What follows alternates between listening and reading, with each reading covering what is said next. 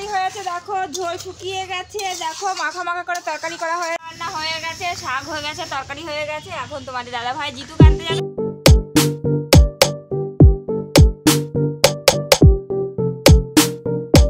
নমস্কার দর্শক বন্ধু, আমাদের চ্যানেলের আরও একটা নতুন ভিডিওতে তোমাদের স্বাগত জানাই। আজকে হলো বৃহস্পতিবার আর এখন দুপুর 2টো বাজে। এখন থেকে আজকের ভিডিওটা শুরু করলাম। আর বন্ধুরা, এখন তোমাদেরকে দেখাতে চলেছি মামুন আজকে দুপুরে রান্নাবান্না শুরু করে দিয়েছে। কি কি রান্না করছে না করছে সেই সব ভিডিও তোমাদেরকে দেখাবো। এই দেখো বন্ধুরা, মামুন দুপুরে রান্নাবান্না করছে আর প্রথমেই শাক করছে। দেখো বন্ধুরা, প্রথমেই শাক করছি, মানে আমার এক দাদুকে দেবো শাকটা, সেই কারণে আমি শাকটা রান্না করে নিচ্ছি। কেন বলো তো, সেই দাদুটা তোমার হচ্ছে দাদু বলো, আমরা দাদু বলি, আবার হচ্ছে গুরুদেব হয় আমাদের, কিন্তু উনি পেঁয়াজ রসুন খায় না, সেই কারণে আগে থাকতে শাকটা রান্না করে নিলাম। আর শাকটা বন্ধুরা দেখো হয়েও গেছে, শাকটা আমি নামিয়ে দিচ্ছি এখন। আর আজকে দেখো গ্যাসে রান্না করছি, তোমার দাদা ভাই অন্য একটা কাজ করতে দিয়েছিলাম, সেইখানে কাজ করেছে, ওর জন্য গ্যাসে আজকে রান্না হলো বন্ধুরা। ছোলা শাক তো, মটর কলি শাক। শাক তো রান্না হয়ে গেছে, আর এখন যেটা রান্না হচ্ছে মানে ফোড়ন দেওয়া হচ্ছে সেটা তোমাদেরকে একটুখানি বলি। এখানে আছে আলু আর ওলকপি, এটাকে প্রথমে সেদ্ধ করে নেওয়া হয়েছে আর এখন এটাকে সুন্দর করে কষানো হবে। তারপরে আমরা মুসুরির ডালের বড়া করেছি, সেটা আলাদা করে ভেজে রেখে দিয়েছি, সেই বড়াটা দিয়ে এইটা তরকারিটা হবে, খুব সুন্দর হবে। অন্যান্য দিন যেরকম মাছের তরকারি হয় ঠিক সেরকমভাবেই রান্না হবে, তবে মাছের জায়গায় এখানে দেওয়া হবে মুসুরির ডালের বড়া।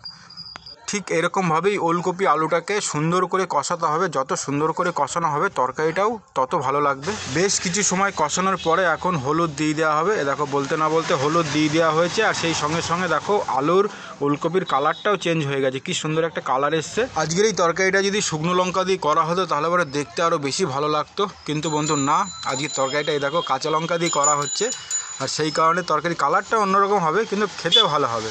ফাইনালি বন্ধুরা, আলু ওলকপিটা কষানো হয়ে গেছে, আর দেখো তোমাদের দিদিভাই এক্ষুনি এর মধ্যে জল দিয়ে দেবে, ঝোল দিয়ে দেবে, আর তারপরে কিছু সময়ের অপেক্ষা, তারপরেই সুন্দর একটা রেসিপি, নতুন একটা রান্না হয়ে যাবে। দেখো আগের থেকে যে মুসুরির ডালের বড়াগুলো বানিয়ে রাখা হয়েছিল সেই বড়াগুলোই দেখো এখন এক বাটি বড়া, আর সেই বড়াটা এখন তরকারির মধ্যে দিয়ে দেওয়া হচ্ছে।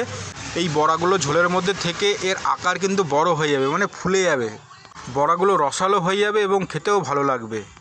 এখনও কিন্তু আরেকটা জিনিস দেওয়া বাকি রয়েছে, সেটা কি জানো তো, আমাদের বাড়িতে বানানো ভাজা মশলা। দেখো তোমাদের দিদিভাই মশলাটা ফাইনালি দিয়ে দিল, আর মশলা দিয়ে দিল মানে তরকারি হয়েই গেছে, আর মাত্র কিছু সময়ের অপেক্ষা, তারপরে এই তরকারিটাকে নামিয়ে নেওয়া হবে। মুসুরির ডালের বড়া দিয়ে আলু ওলকপির তরকারিটা কিন্তু বেশ ভালো হয়েছে, কি বলো তোমরা? ঠিক বললাম তো? হ্যাঁ, কি সুন্দর হয়েছে, মানে আশ্চর্য রকম ভালো হয়েছে, এটা কি বলবো বন্ধুরা। তারা বন্ধুরা তরকারিটা দেখে মন ভরে যাচ্ছে, কি সুন্দর তরকারি না মামুন রান্না করেছে। এই তরকারিটা তোমার ওলকপি দিয়ে আলু দিয়ে আর মুসুরির ডালের বড়া করে এত সুন্দর করে রান্না হয়েছে। দেখো বন্ধুরা, আজকে কত সুন্দর তরকারি হয়েছে, দেখো ঝোল শুকিয়ে গেছে, দেখো মাখা মাখা করে তরকারি করা হয়েছে, খুব খুব সুন্দর লাগবে খেতে বন্ধুরা। মানে ডালের বড়ি দিয়ে, মানে ডালের বড়া দিয়ে তরকারি করা হয়েছে, দেখো বন্ধুরা কত সুন্দর হয়েছে। আর এই দেখো বন্ধুরা, আজকে মটর কলি শাক করেছি, দেখো কত সুন্দর খেতে লাগবে, বুঝতে পারছো তো বন্ধুরা, কত সুন্দর হয়েছে, ঘন্ট হয়েছে, এইটা কোনো কিছু দেইনি, সিম্পলের ভিতরে। দেখো বন্ধুরা নামিয়ে দিলাম, রান্না হয়ে গেছে, শাক হয়ে গেছে, তরকারি হয়ে গেছে। এখন তোমাদের দাদা ভাই জিতু আনতে যাবে, আর আমি টিফিন কাটি নিয়ে নিয়েছি, পারবো আজকে 12টা দেখাতে পারবো না, দেরি হয়ে যাচ্ছে বন্ধুরা।